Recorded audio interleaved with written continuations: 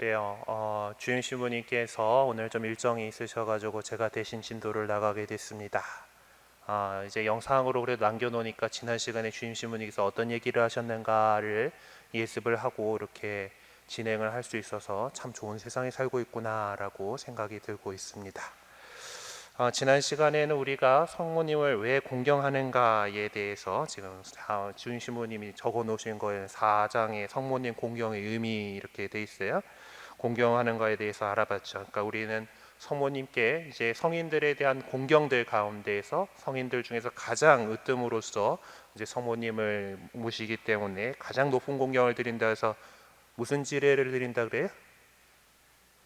공경보다 좀 더 높으면 최상의 공경을 상경지례를 드린다라고 이제 얘기를 합니다. 그래서 우리가 성모님을 공경하는 이유는 그분이 일단 예수님의 어머니시고 예수님께서 참 인간이고 참 하느님이시기 때문에 그게 둘이 분리될 수 없기 때문에 하느님의 어머니시고 하는 하느님과의 그 관계성 안에서 우리는 성모님을 공경한다라는 것을 지난 시간에 배웠을 겁니다. 신부님 시작하면서 그거하고 또 한 가지가 더 있다 그랬죠.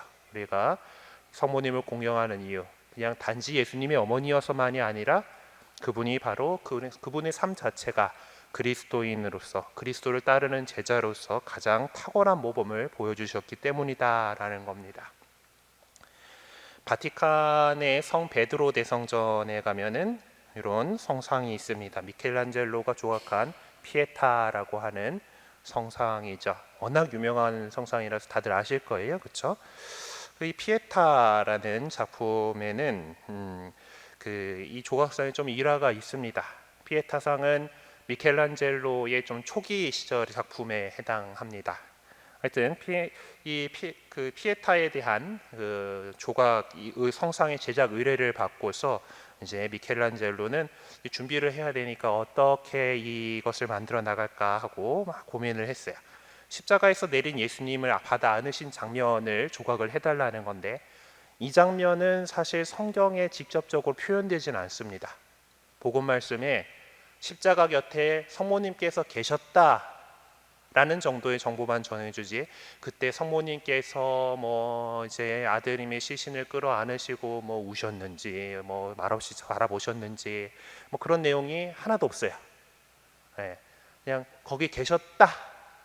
그리고 요한복음에서 이제 내 어머니시다, 내 아들입니다라고 하는 그 정도가 있었다. 그거밖에 없기 때문에 이제 조각가는 이제 의뢰받은 장면을 표현을 하기 위해서 성모님의 마음을 막 묵상을 해야 되는 거예요. 자, 그런데 그러면 복음서 안에서 성모님에 대한 여러 가지 좀 더 자세하게 이야기가 나오는 데가 어딜까요? 예수님께서 태어나실 때 이야기, 예수님의 유년기 이야기라고 불리는, 그러니까 특별히 마테오복음의 유년기 이야기는 요셉을 중심으로 이제 진행되기 때문에 마리아에 대한 것은 루카복음을 이제 살펴봐야 됐던 거죠.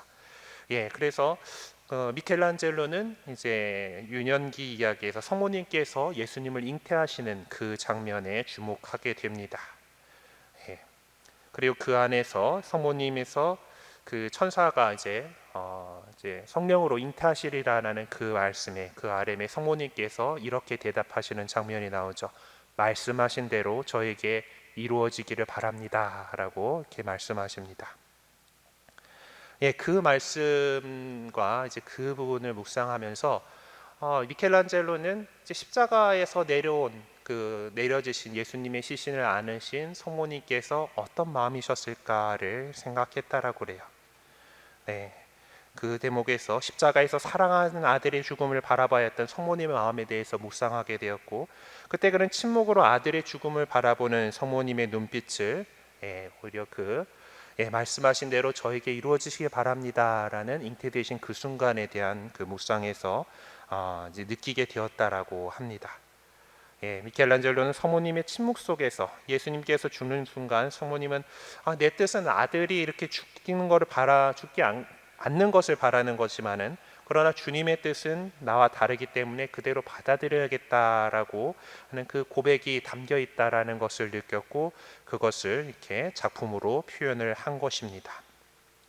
그것이 피에타상이죠. 자, 근데 피에타라는 제목이 달렸어요. 피에타. 피에타라고 하는 이 제목은 그 이태리어로 피에타죠. 네, 이렇게 씁니다. 피에타라고 쓰고 이제 이태리어 한국어 사전을 뒤져보면은 이런 뜻이 나와요. 첫 번째로 여성 명사로 동정, 불쌍히 여기다. 그러니까 영어로 pity, pity. 어떤 이게 참 안 됐다, 불쌍한 연민 그런 그것을 얘기를 하고, 두 번째 의미로서 신앙심, 경건, 효심. 그래서 신앙심함, 경건, 그래서 그 어떤 효심까지 조금 이제 좀 확장된 의미로서 그렇게 다루게 됩니다. 그러니까 연민의 눈으로 이제 아드님을 바라보는 것과 또한 또 하나님에 대한 믿음으로 그것을 바라보는 마음을 갖게 담고 있죠. 그래서 이 두 그 의미에서 이제 3번으로 부모나 조국을 생각하는 경외심, 충성, 공손이라는 의미라고 이렇게 설명이 되어 있습니다.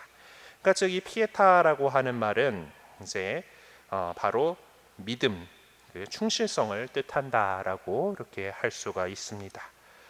바로 성모님의 믿음은 하나님에 대한 충실성을 지니고 있다라는 것이죠. 그래서 교회는 성모님께서 보여주신 이 믿음의 충실성을 우리 신앙의 모범으로 선포하며 이런 의미에서 성모님을 공경하는 것입니다. 성태 알베르토는 성자께서는 당신의 어머니를 무한히 존귀한 존재로 만드셨다. 열매 속에 무한한 완전함이 존재한다는 사실은 그 열매를 맺게 한 나무에도 어느 정도 무한한 완전함이 존재함을 드러낸다라고 이렇게 표현한 바가 있습니다.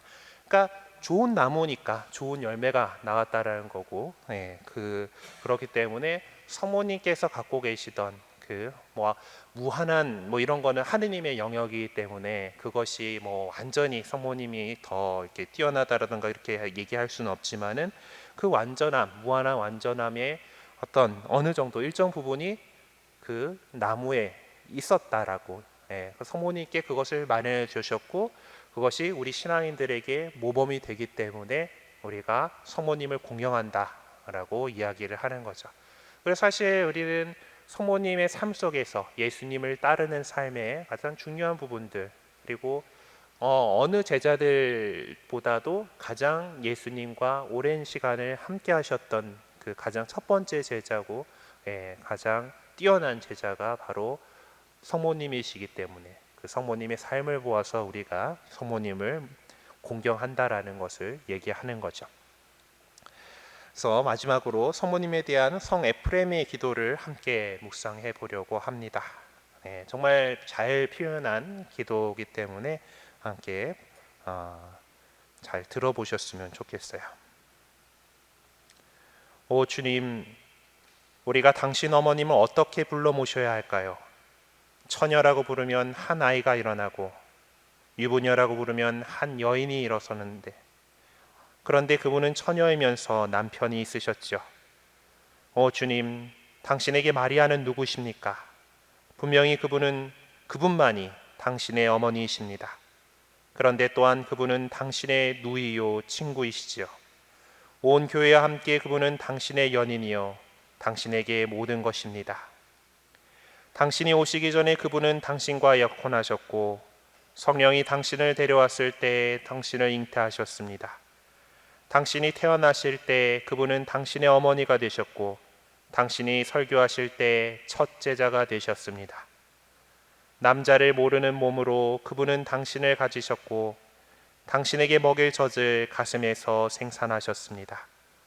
그분의 젖가슴은 목마른 영혼들에게 영의 젖을 먹이는 당신의 자비를 그대로 보여주는 표지이지요. 당신은 그분 안으로 들어가 종이 되셨습니다. 말씀으로 천지 만물을 지으신 당신이 그분 자궁에서 깊은 침묵에 잠기셨지요. 그렇게 하여 모든 사람이 당신 음성을 듣게 되었습니다. 왕들의 왕이신 당신이 그분 안에서 비천한 몸이 되셨고, 풍요의 샘이신 당신이 그분 안에서 가난해지셨고, 전사들의 전사인 당신이 그분 안에서 무력해지셨고, 새들까지 비시는 당신이 그분 안에서 벌거숭이가 되셨습니다.